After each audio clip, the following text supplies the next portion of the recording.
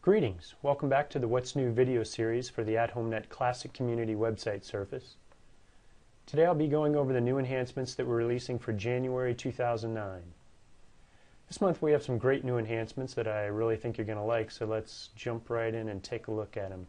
We're going to log in as an administrator. The first enhancement I want to show you is to the eForms feature. And this is going to allow you to accept credit card payments from residents or others directly from within an eForm on your website without having to sign up for a merchant account or pay any setup or monthly fees for credit card processing. So I think this is going to be a great feature.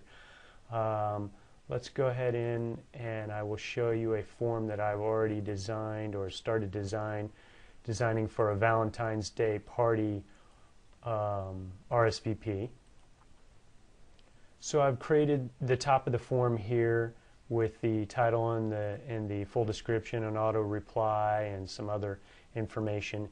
The new information is here at the bottom, and once you've filled out an application with us and we've turned this feature on for you, you'll be asked these three additional questions. What is the description of the item that you're selling? What is the cost per unit? And how many maximum units can one person buy at a time? You could set this to 1 and it would only allow people to buy one ticket to this Valentine's Day party at a time, or in this case I've got it set for 10. So now let me show you what this is going to look like when we go ahead and use it. If I go to eForms and scroll down to the Valentine's Day party, I'm going to get my standard questions, which are pre-filled out with the answers you'll notice here because I went ahead and used the pre-filled email form field type that we just added a couple of months ago. So now it's saying how many tickets do I want to purchase at $20 a piece, and I can drop this down and take the whole family to the Valentine's Day party. I'm going to get a Pay Now button versus a Submit button on a normal eForm. And when I click this, it's not only going to send the eForm to all the recipients that are set up, but it's going to take me to a secure online payment screen where I can submit payment for these tickets. And you'll notice that it's secure with the lock up here at the top, and we get a Komodo secure certificate down at the bottom. It's got the description pre-filled in that this is a ticket, quantity of 4 tickets for one person. It has the total amount, and there's a charge tacked on to the fee that the person's paying to cover the online payment. And then you would just fill in the rest of the information to make a credit card payment here. And what this is going to do, if I fill this all out and complete the transaction, is it's going to send a message back to the website letting the website know that the payment has been made, and it's going to send an email to the recipients of the eForm letting them know that the payment's been made.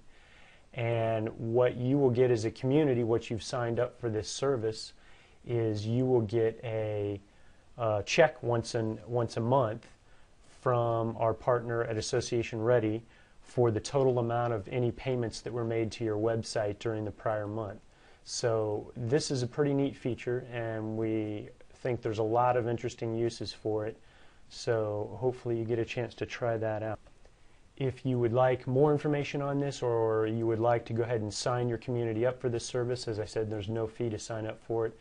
Just send an email to support@athomenet.com. I believe that we're going to be doing a special video just detailing this feature because I'm kind of having to hit it really quick here, but we'll get into more detail in a coming video to show you all the details of this feature. The next feature I want to go over with you is also, I think, pretty nice, and it's in our email bulletins feature. You've had, as you probably know, for some time the ability to select one of our pre-designed email templates, and they're nice, pretty email templates that you can just fill in and customize your content on them, and they will send those out to your residents. But now we're offering the ability for you to create your own custom templates and save them and use them again later if you want to. So you can either create one from scratch by going into the empty email bulletin rich text format, or you can actually pick one of our pre-designed templates, and I'll just pick a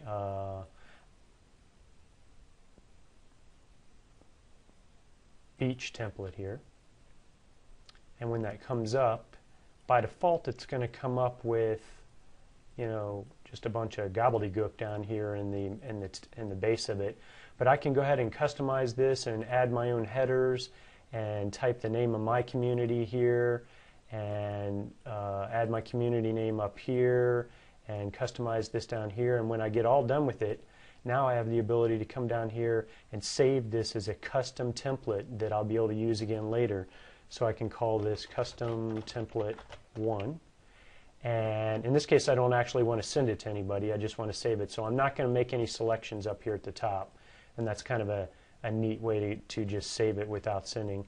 If I click send on that, it will tell me, hey, nobody got this email bulletin. But if I go back into email bulletins, I'll notice now in my drop-down list that I get a new custom template number 1, and I can pull that up and send it anytime I want, or tweak it just a little bit and send it out again.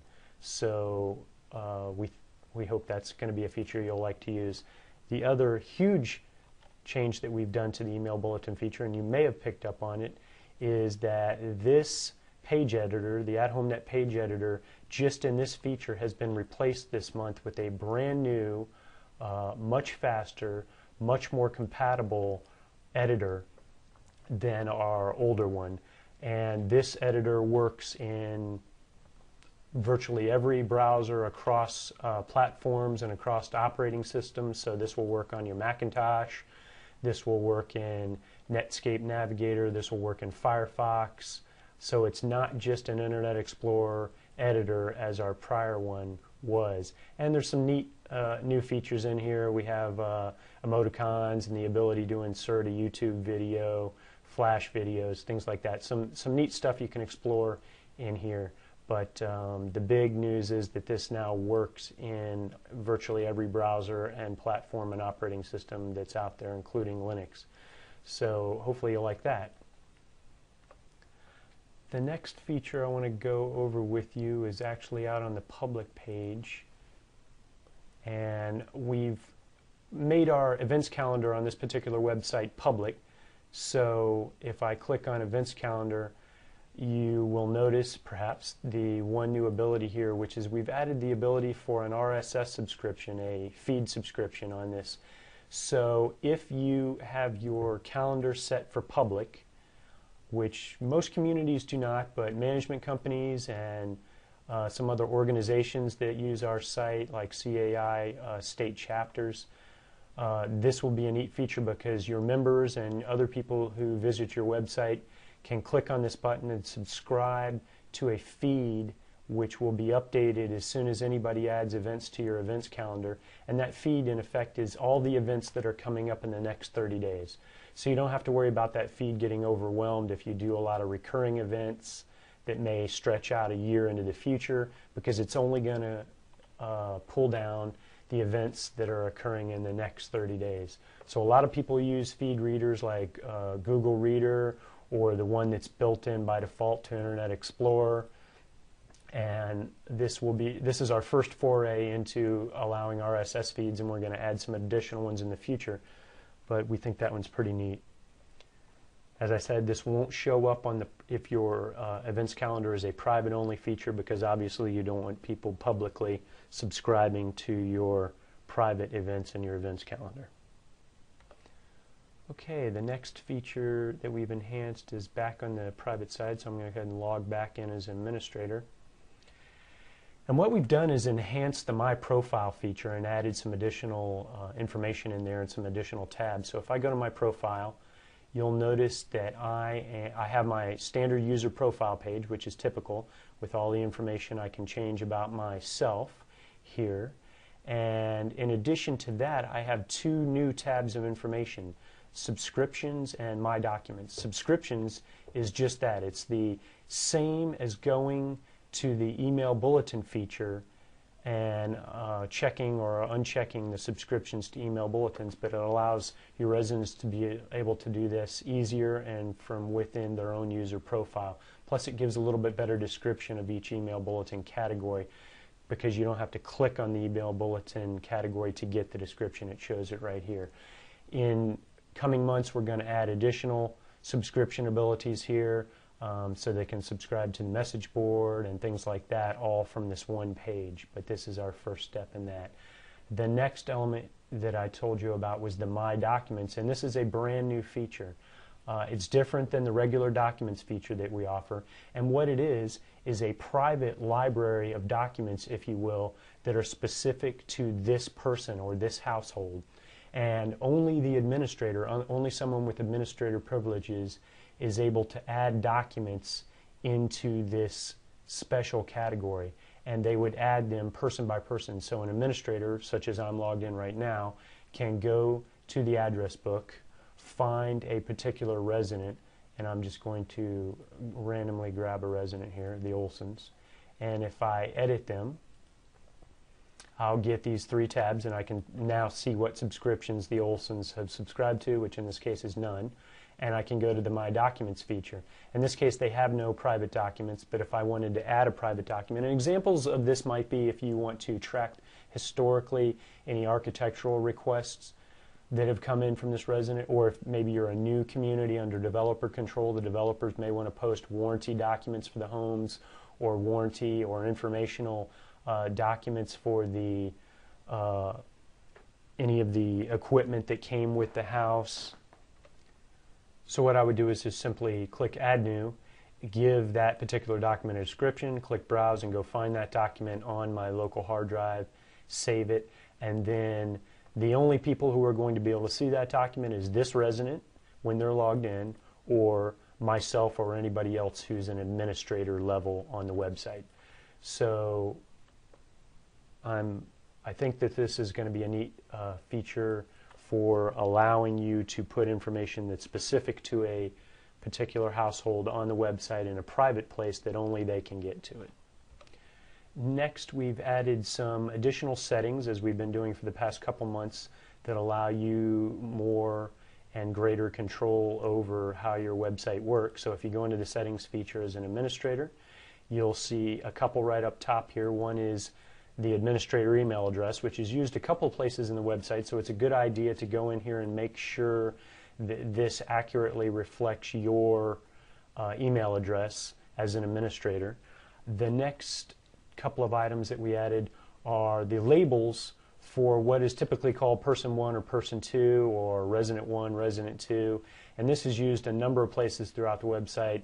It's used in the profile area, it's used in the address book reports and address book exports. So if you're an organization, you could put member 1, member 2, or if you want to put resident 1, resident 2, you can change these labels to reflect what you would like to use in your community. And then the fourth and final new setting is down here under the security levels. It's at the very top. This lets you control the new feature that we added last month, the friends list feature. Lets you control what security levels can see and use that feature. So typically, if this is turned on for your community, this would be at a level 50. If you don't want your residents in your community to use the new friends list feature that we added last month, you would simply change this number to a lower than resident security level, for example 1. Click Save Changes, and that friends list feature that we added last month will not show up for any of your residents. Finally, the last item, as usual, we've added a couple of additional email bulletin templates for seasonal reasons. We've got a couple of Valentine's Day templates. We've got a couple of St. Patrick's Day templates. We've got a new email bulletin that you can use to send out a notice to your residents about the clocks going forward for springtime daylight savings. We've got 2 new email newsletter, community newsletter templates. One is of a style for perhaps a urban or a condominium style community in a big city, and the second one, it would be maybe more for a coastal community or a more relaxed community. So those are just some new templates that we've added out there. As usual, you get to those templates by going to the email bulletin feature and scrolling down here and dropping down this list, and you find the templates there. So we hope that you found something useful and helpful in this month's enhancements, and as always, we encourage your feedback on these or any other enhancements or any bug fixes that you think we need to make. So make sure to email those to support@athomenet.com. I want to thank you for your time today and for your continued business, and we look forward to you joining us next month to see what's new with AtHomeNet Classic. Thank you very much.